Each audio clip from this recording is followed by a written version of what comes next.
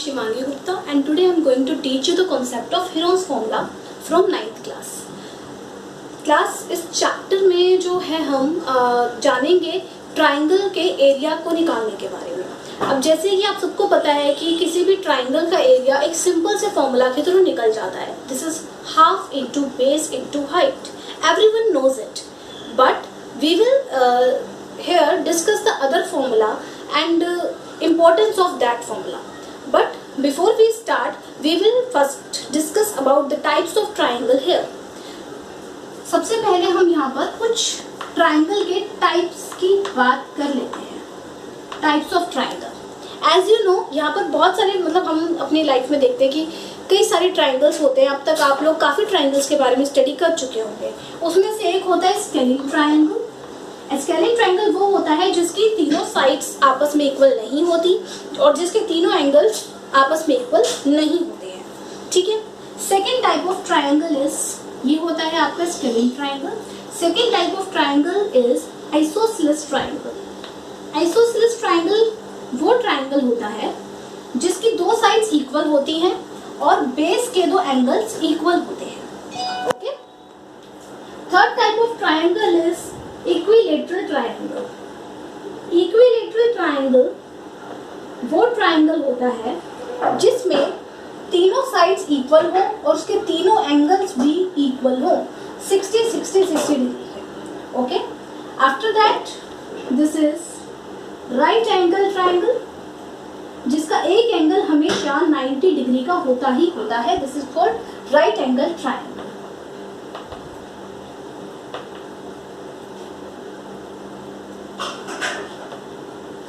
अब देखिए, इन सभी ट्राइंगल्स में अगर हमें एरिया निकालना है तो हम कौन सा मेथड यूज करेंगे, कौन सा फॉर्मूला यूज करेंगे। This is half into base into height, जिसमें बेस ये हो जाता है और हाइट जो है हम वर्टेक्स से लाते हैं परपेंडिकुलर, जो नीचे 90 डिग्री का एंगल बनाती है। This is called height and height is different from median. Okay.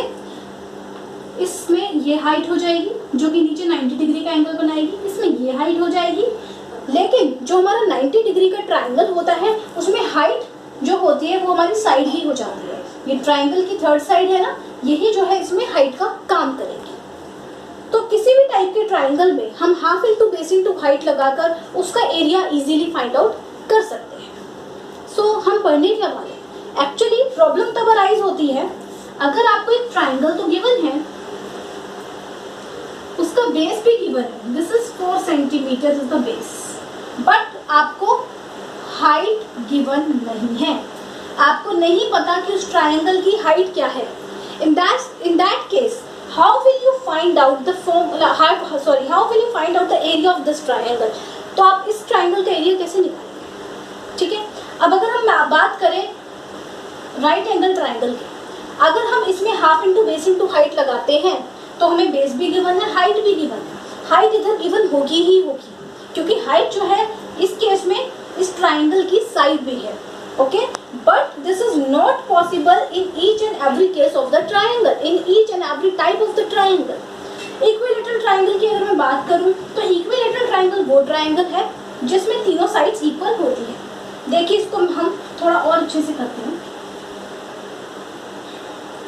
देखिए, अगर आपको इक्विलेटरल ट्राइंगल गिवन है जिसकी तीनों साइड्स इक्वल हैं, तो उस केस में अगर आपको हाइट नहीं पता तो ये टेंशन वाली बात नहीं है, आप तब भी इजीली इसका एरिया निकाल सकते हैं। How will you find out. इसके लिए एक फॉर्मूला है √3/4 a स्क्वायर।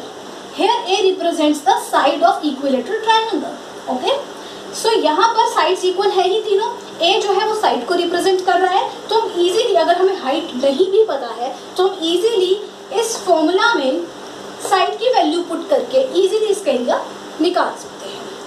सो अगर हमारे पास हाइट नहीं भी है तो राइट एंगल ट्राइंगल के केस में और इक्विलेटरल ट्राइंगल के केस में हम एरिया फाइंड आउट कर सकते हैं, but this is not possible with other type of triangles. Okay. दूसरे टाइप ऑफ ट्राइंगल के साथ तो ये पॉसिबल नहीं है।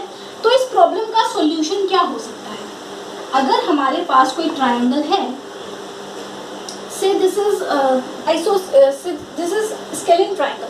स्केलिंग ट्राइंगल है अगर हमारे पास, इसमें आपको बेस दिया हुआ है 5 centimetre but you don't have height to find out the area of this triangle. What will you do?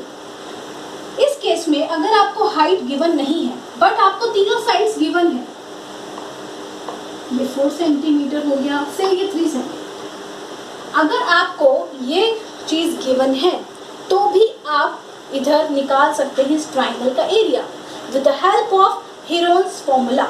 Heron's formula ने हमारी बहुत हेल्प की है इस चीज में कि अगर आपको हाइट गिवन ना हो तब भी आप किसी ट्राइंगल का फॉर्मूला इजीली निकाल सकते हैं। वो कैसे? देखिए, हेरोन्स फॉर्मूला ने हमें एक फॉर्मूला प्रोवाइड किया, दिखने में बड़ा लंबा सा फॉर्मूला है बट जब हम अप्लाई करेंगे इसको, so this will be very easy to use and apply. H minus A H minus B into S minus C, ये सब एक रूट के अंदर गिवन है। ये बहुत बड़ा रूट है, इसके अंदर s into S minus A into S minus B into S minus C given है। सो यहाँ पर जो हमें फॉर्मूला गिवन है इसमें a, b और c, ये तीन चीजें किसको रिप्रेजेंट करती है? What is a, b and c है? यहाँ पर ये जो a, b और c है ये तीन साइड्स को रिप्रेजेंट करता है। ये ट्राइंगल की तीन साइड्स हैं। मान लो जैसे a आपका 3 है, b 4 है और c आपका 5 है। So what is s now? a, b और c का तुम्हें पता चल गया कि वो जो a, b, c है वो ट्राइंगल की तीन साइड्स हैं। ओके, सो s कैसे निकालेंगे? एक्चुअली s क्या होता है? s is the half of the perimeter of this triangle.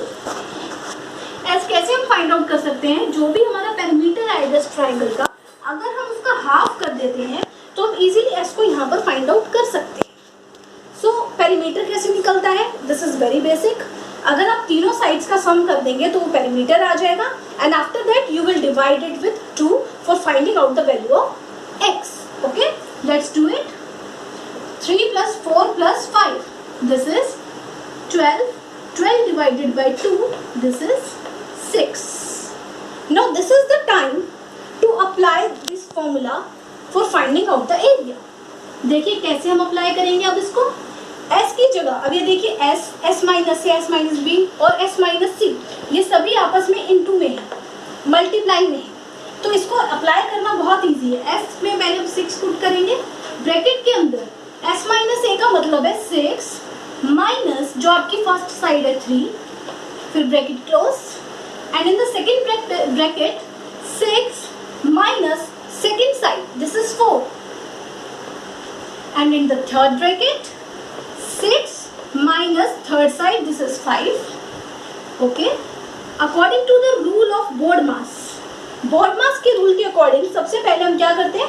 किसी भी ब्रैकेट को सॉल्व करते हैं। तो सबसे पहले हम इसके ब्रैकेट को जब सॉल्व करेंगे तो 6 माइनस 3 कितना होगा? 3, 6 माइनस 4 2, 6 माइनस 5 1।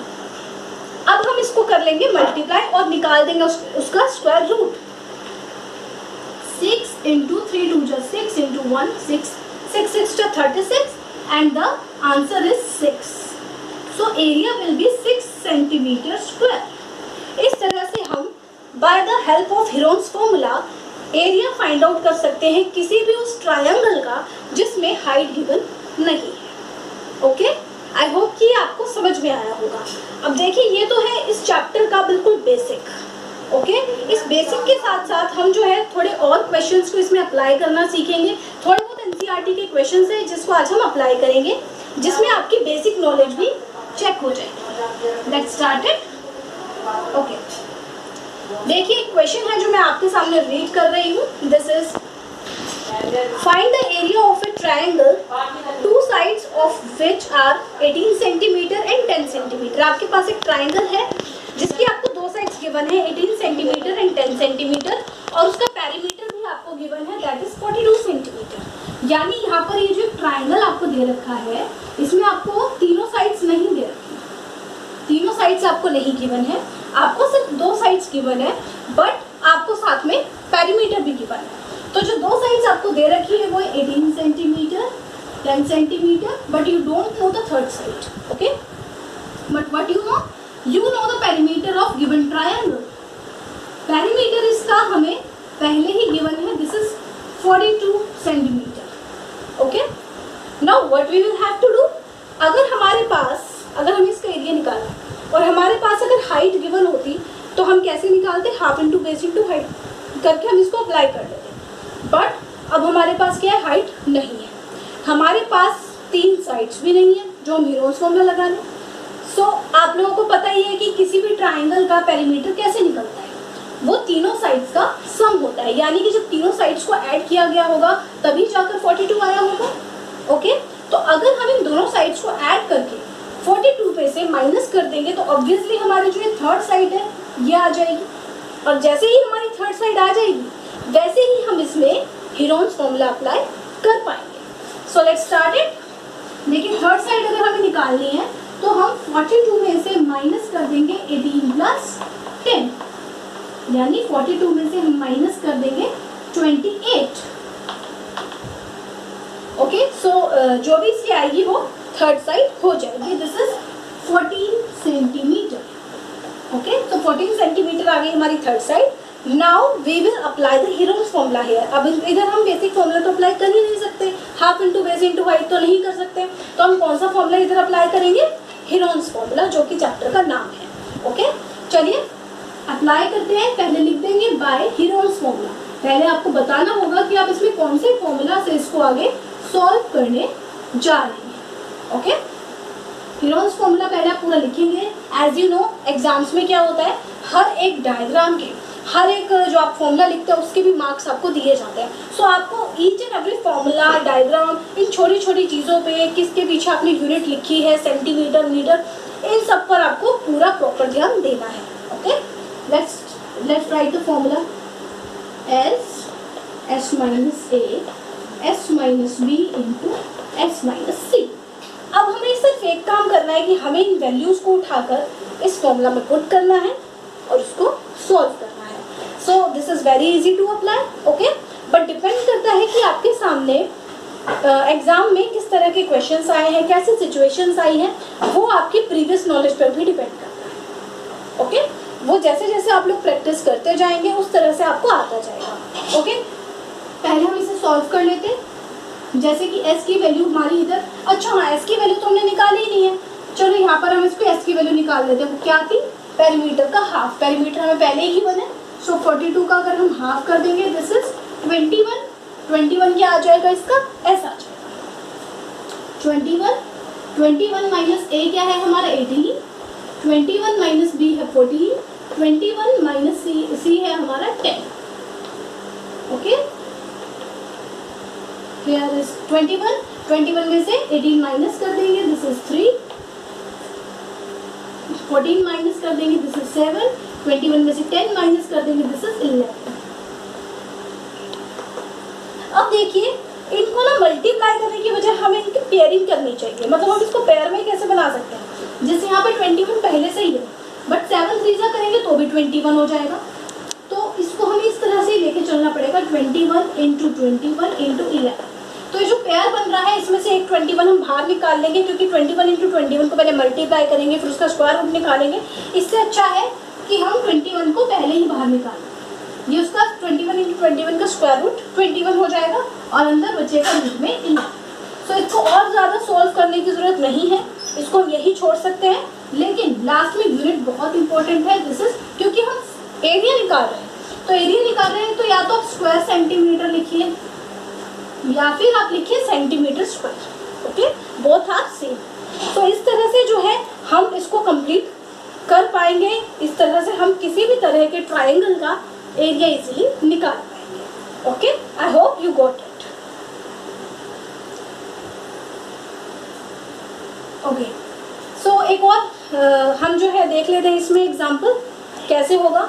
अब सपोज कीजिए आपको एक ट्राइंगल दिया हुआ है जिसमें आपको तीनों ही साइड्स नहीं पता। अब एक ट्राइंगल ऐसा है जिसमें आपको तीनों साइड्स तो नहीं पता, पर आपको उसमें दो चीज़ें पता है।